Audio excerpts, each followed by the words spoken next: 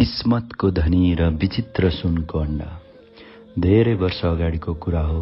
एउटा सानो गाउँमा रामे भन्ने गरिब किसान बस्थ्यो। ऊ निकै मेहनती थियो। बिहानदेखि बेलुकासम्म खेतबारीमा पसिना बगाउँथ्यो। तर बिचारा भाग्यले भने कहिले साथ दिँदैनथ्यो। जसोतसो घरमा छाक टार्ने अवस्था थियो। एक दिन बिहान रामे खेततिर जाँदै थियो। बाटोमा उसले गाडी नजिक एउटा घाइते कुखुरी देखियो। कुखुरी निकै कमजोर र थाकेको जस्तो देखिन्थ्यो। रामेको मन पग्लियो। उसले कुखुरीलाई उठाएर घर ल्यायो। रामेको श्रीमती सीताले भने, हामी आफैले खान पुग्दैन, फेरि यो कुखुरी कहाँबाट पाल्ने? रामे हाँस्दै बोलियो, भगवानले हाम्रो घर पठाउनु भएको होला। यसलाई बचाउन हाम्रो कर्तव्य हो। दुवैले कुखुरीको राम्रो हेरचाह गरे। केही दिनमै कुखुरी फेरि स्वस्थ भए। भोलिपल्ट बिहान रामे कुखुरीको बार खोरमा गयो। त्यहाँ देखेको कुरा देखेर ऊ त छक्क पर्यो।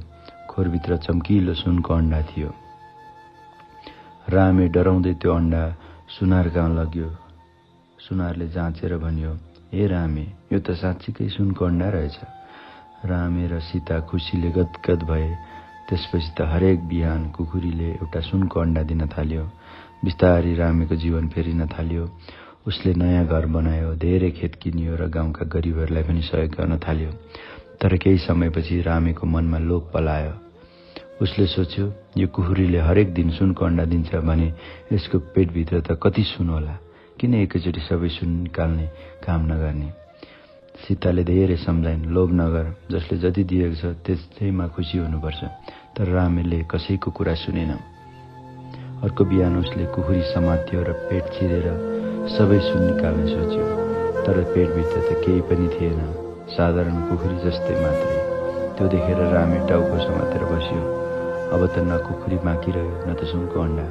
बिस्तारै उसको सबै सम्पत्ति सकियो र फेरि ऊ अन्तिममा गरिब नै बन्यो।